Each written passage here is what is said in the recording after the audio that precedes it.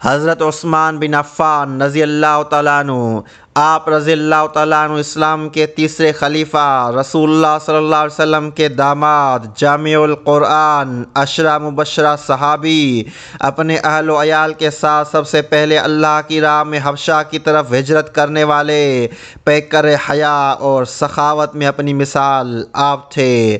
آپ رضی اللہ تعالیٰ عنہ کو ذو النورین کہا جاتا تھا کیونکہ رسول اللہ صلی اللہ علیہ وسلم کی دو صاحبزادیاں، پہلے حضرت رقیہ رضی اللہ تعالیٰ عنہ اور ان کی وفات کے بعد حضرت ام کلثوم رضی اللہ تعالیٰ عنہ آپ کے نکاح میں آئیں۔ حضرت ام کلثوم رضی اللہ تعالیٰ عنہ کی وفات کے بعد حضور صلی اللہ علیہ وسلم نے فرمایا، اگر میری 40 بیٹیاں بھی ہوتیں تو انہیں یکے بعد عثمان کے نکاح میں دے دیتا۔ اسلام اور مسلمانوں کی بھلائی کے لیے بے مثال سخاوت کی وجہ سے آپ غنی کہلائے۔ حضرت عمر رضی اللہ تعالیٰ عنہ نے اپنی شہادت سے پہلے خلافت کے لیے 6 نام دیے، ان میں سے مشورے سے حضرت عثمان رضی اللہ تعالیٰ عنہ کو خلیفہ بنایا گیا۔ آپ کی خلافت کا دور تقریباً 12 سال یعنی 644 سے 656 تک تھا۔ اس دور میں بھی اسلامی فتوحات جاری رہیں، مسلمانوں کی بحری فوج بنائی گئی اور مسجد حرام اور مسجد نبوی کی توسیع کا کام ہوا۔ آپ صلی اللہ علیہ وسلم نے حضرت عثمان کے بارے میں فرمایا، کیا میں اس آدمی کا حیا نہ کروں جس سے فرشتے بھی حیا کرتے ہیں؟ آپ جب اسلام لائے تو آپ کے چچا نے نئے دین کو اپنانے سے منع کیا، اور جب آپ نے انکار کیا تو ڈرایا دھمکایا، پھر چٹائی میں لپیٹ کر مارا پیٹا، دھوئیں کی دھونی دی، لیکن آپ کسی بھی صورت اسلام کو چھوڑنے پر راضی نہ ہوئے۔ پھر رسی سے باندھ دیا، پھر مارنا شروع کر دیا، لہو لہان کر دیا، لیکن آپ نے کہا چاہے میرے ٹکڑے ٹکڑے کر دو، میں بتوں کی عبادت ہرگز نہیں کروں گا۔ چچا نے جب یہ دیکھا تو ہار مان کر چھوڑ دیا۔ ایک دفعہ عثمان رضی اللہ تعالیٰ عنہ ملک شام سے تجارتی قافلہ لے کر مدینہ پہنچے۔ اس وقت مدینہ میں سخت قحط پڑا ہوا تھا۔ جب مدینہ کے تاجروں کو پتہ چلا تو وہ دوڑے دوڑے حضرت عثمان کے دروازے پر آئے تاکہ وہ آپ سے غلہ خرید کر منہ مانگے داموں بیچ سکیں۔ دروازے پر دستک دی، حضرت عثمان رضی اللہ تعالیٰ عنہ مسکراتے ہوئے آئے، دروازہ کھولا۔ تاجروں نے کہا، آپ کا تجارتی قافلہ آیا ہے، اس میں کھانے پینے کا سامان بھی ہے، ہم خریدنا چاہتے ہیں۔ حضرت عثمان نے کہا، ٹھیک ہے، اندر آ جاؤ۔ تاجر بولے، ہم آپ کو 10 کے 12 دیں گے۔ آپ نے فرمایا، یہ تو کم ہے، اور بڑھاؤ۔ تاجر بولے، چلو 10 کے 14 لے لیں۔ آپ نے فرمایا، اور بڑھاؤ۔ کہا 10 کے 15 لے لیں۔ آپ نے کہا، اگر سارا سامان خریدنا ہے تو کچھ اور بڑھاؤ۔ تاجر بولے، شاید مدینے میں کوئی اور تاجر ہو جو ہم سے بھی آپ کو زیادہ منافع دے۔ اس پر آپ نے مسکراتے ہوئے کہا، ایک ذات ہے جو اس سے بھی زیادہ نفع دے رہا ہے، 1 پر 10 یعنی 10 پر 100، پھر کیوں نہ میں اس کے ہاتھ یہ سب بیچ ڈالوں۔ تاجروں نے حیرت سے پوچھا، وہ کون ہے؟ آپ نے فرمایا، تم نہیں جانتے، وہ اللہ ہے۔ یہ کہہ کر اپنا سارا مال غریبوں میں تقسیم کر دیا۔ لوگ دعائیں دینے لگے۔ اس رات عبداللہ بن عباس رضی اللہ تعالیٰ عنہ نے خواب دیکھا کہ رسول اللہ صلی اللہ علیہ وسلم ایک گھوڑے پر سوار تھے، جسم مبارک پر نور کا لباس تھا۔ آپ صلی اللہ علیہ وسلم جلدی میں معلوم ہو رہے تھے۔ ابن عباس رضی اللہ تعالیٰ عنہ نے عرض کیا، یا رسول اللہ صلی اللہ علیہ وسلم، میں آپ کی زیارت اور آپ کی زبان مبارک سے کچھ سننا چاہتا تھا، لیکن آپ جلدی میں ہیں، شاید کہیں پہنچنا ہے۔ آپ صلی اللہ علیہ وسلم نے فرمایا، ہاں اے ابن عباس، آج عثمان نے جو صدقہ دیا ہے اللہ نے اسے قبول فرما لیا ہے اور جنت میں ایک حور سے شادی کر دی ہے، ہم آج اسی دعوت میں جا رہے ہیں۔ عثمان رضی اللہ تعالیٰ عنہ بدر کی لڑائی میں شریک نہ ہو سکے تھے۔ ان کے نکاح میں رسول اللہ صلی اللہ علیہ وسلم کی ایک صاحبزادی تھیں اور وہ بیمار تھیں۔ ان سے نبی کریم صلی اللہ علیہ وسلم نے فرمایا کہ تمہیں بھی اتنا ہی ثواب ملے گا جتنا بدر میں شریک ہونے والے کسی شخص کو، اور اتنا ہی حصہ بھی ملے گا۔ حضرت ابو موسیٰ اشعری رضی اللہ تعالیٰ عنہ سے روایت ہے، کہا ایک دن رسول اللہ صلی اللہ علیہ وسلم مدینہ منورہ کے باغوں میں سے ایک باغ میں ٹیک لگائے ہوئے بیٹھے تھے۔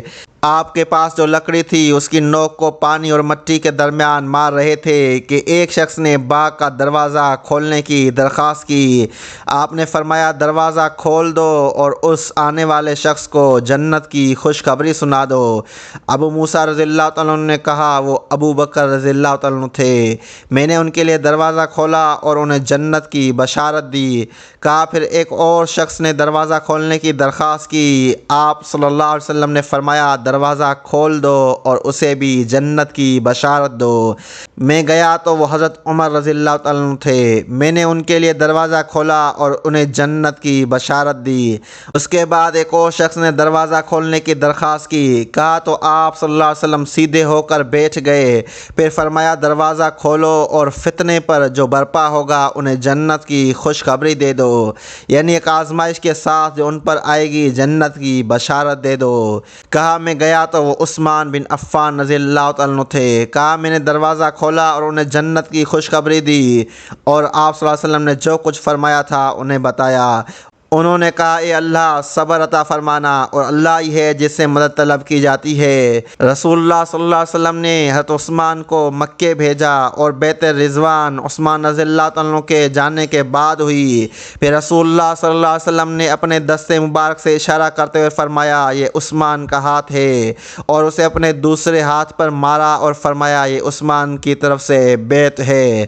حضرت ثمامہ سے منقول ہے کہ میں اس وقت عثمان کے گھر کے پاس موجود تھا جب عثمان رضی اللہ عنہ نے دیوار کے اوپر سے محاصرے کرنے والے باغیوں پر جھانکا اور فرمانے لگے میں تم سے اللہ کی قسم اور اسلام کا واسطہ دے کر پوچھتا ہوں، کیا تم جانتے ہو کہ رسول اللہ صلی اللہ علیہ وسلم مدینہ منورہ تشریف لائے تو بئر روما کے سوا وہاں میٹھا پانی نہیں تھا۔